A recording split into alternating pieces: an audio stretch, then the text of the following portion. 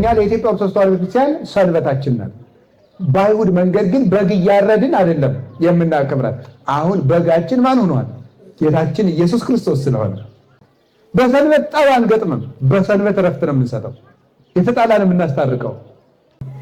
እግዚአብሔር አረፈ ሰባተኛው ቀን ላይ ምን ማለት ይመስላችኋል? መስራት አቆመ ማለትስ ነው?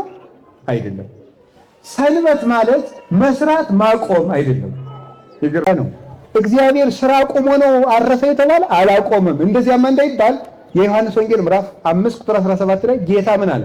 አቡዬ እስከ ይዜ ይገብር ዋኔ ይገብር ከማሁ፣ አባቴ እስከ ዛሬ ይሰራል እኔም እሰራለሁ። እስኪ በሉ እስከ መቼ ይሰራል ነው ያለው? እኔም ምን አለው? ስለዚህ እግዚአብሔር እስከ መቼ እየሰራ ነው? እስከ ዛሬ እየሰራ ነው። ሕፃናትን በእናታቸው ማህፀን የሚቀርጻቸው የሚስላቸው የሚፈጥራቸው እሱ እግዚአብሔር ነው። ይሰራል፣ ወቅቶቹን ያፈራርቃል፣ ውሃው ነፋሳት እንዲነፍሱ ያደርጋል። ነፋሳት የራሳቸው መስኮት አላቸው፣ 12 መስኮቶች።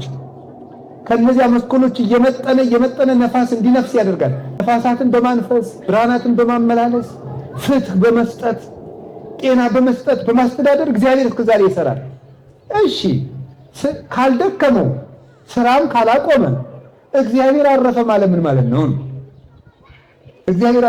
እግዚአብሔር አረፈ የተባለበት ምክንያት የሰው ልጆችን ክብር ለመስጠት ነው።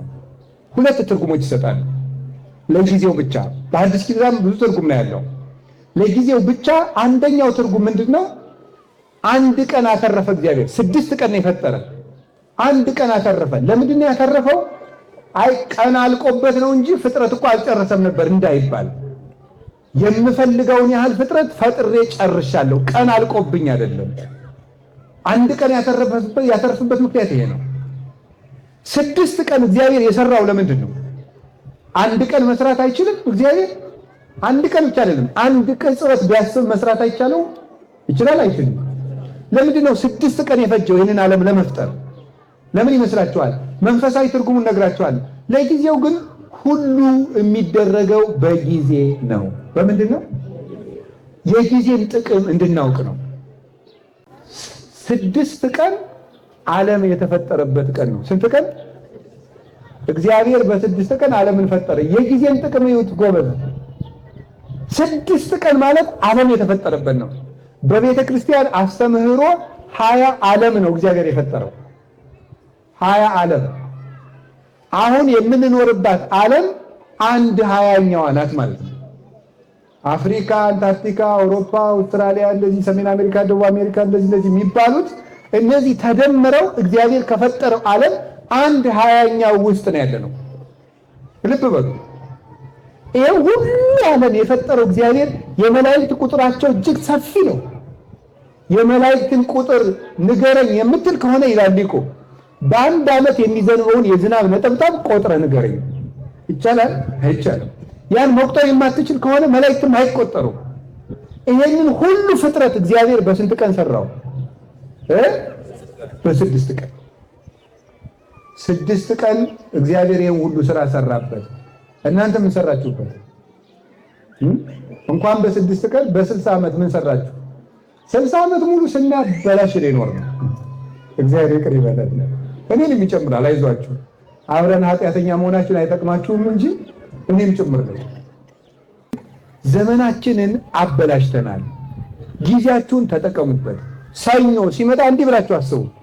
ሰኞ እግዚአብሔር ውሃን ከ4 ከፍሎ ይሄንን ጠፈር የፈጠረበት ነው።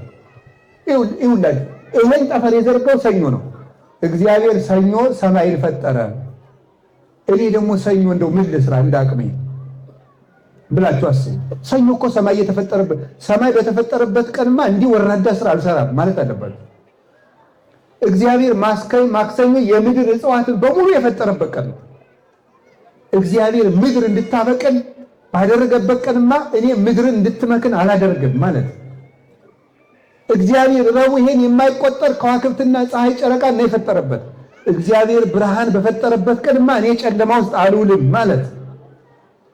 እግዚአብሔር ሐሙስ በባህር የሚኖሩ እንስሳት አራዊትን፣ አሳውን ሁሉ፣ ጉማሬውን፣ አሳንበሬውን፣ አዞውን ሁሉን የባህር ውስጥ ሰራዊትን በሙሉ የፈጠረበት ቀን ነው።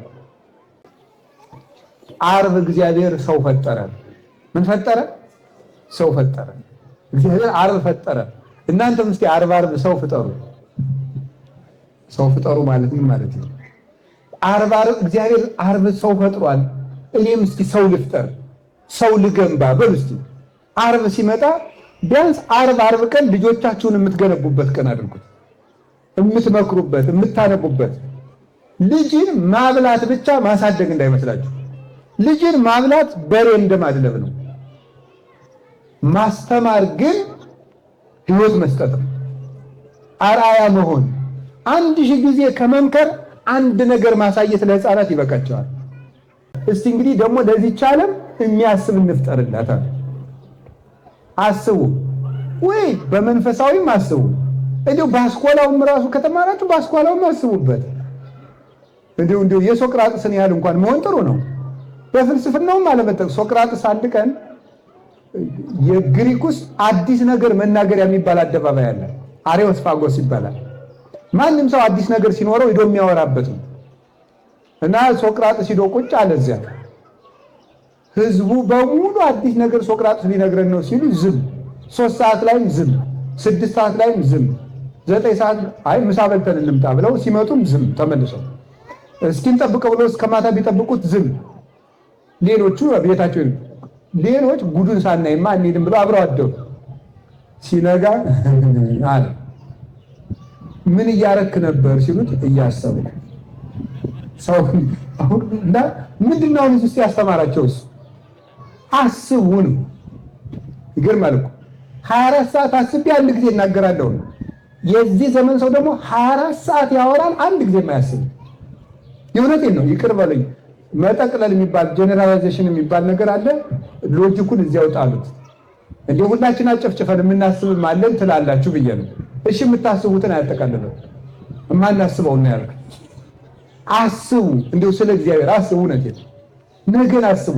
ትናንትን አስታውሱት። ታሪክ እወቁ። ምንድን ነበርን ብላችሁ አስቡ። እስራኤላውያን አንድ መመሪያ ያላቸው አሁን ያሉት 1948 ወዲህ ያሉት እስራኤላውያን አንድ መመሪያ ያላቸው ለመኖር ጥራት የሚባል ነው። እስኪ ለመኖር ጥራት በሉ። ምን ማለት ነው? ሐኪም ከሆነ የመጨረሻው ጥሩ ሐኪም አይሁዳዊ መሆን አለበት ብለው ነው የሚያምኑት። ሀብታም ከሆነ የመጨረሻው ጥሩ ሀብታም ማን መሆን አለበት? አይሁዳዊ መሆን አለበት። እስራኤል እንደ እስራኤል ለመቀጠል የህይወት ጥራት ሊኖረን ይገባል። ትምህርቱንም የመጨረሻውን መውሰድ አለብን። ሌላውን አላውቅም። ስለዚህ አሁን የምነግራችሁ ምንድነው? ጥራት ሊኖረን ይገባል። ለነገ አስቡ። ሀገራቸውን እንዴት እንደሚወዱ ተመልከቱ። እዚህ እናንተም ደግሞ አስቡ። ለዚች ሀገርም ማሰብ ይገባል።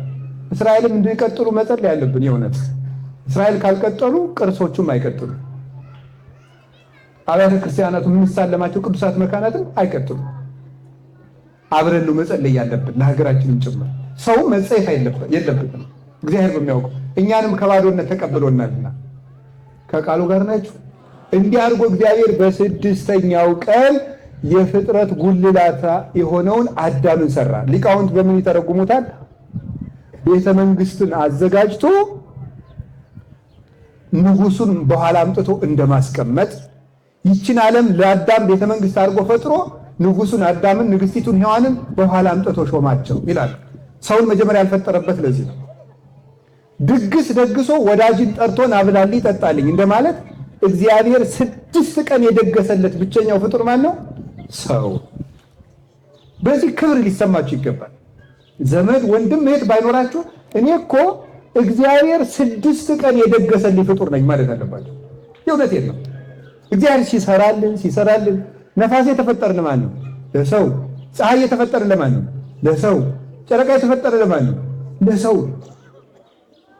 ፍጥረታት በሙሉ ለእኛ ላይ የተፈጠሩት መላእክት የተፈጠሩት ማንን እንዲጠብቁ ነው?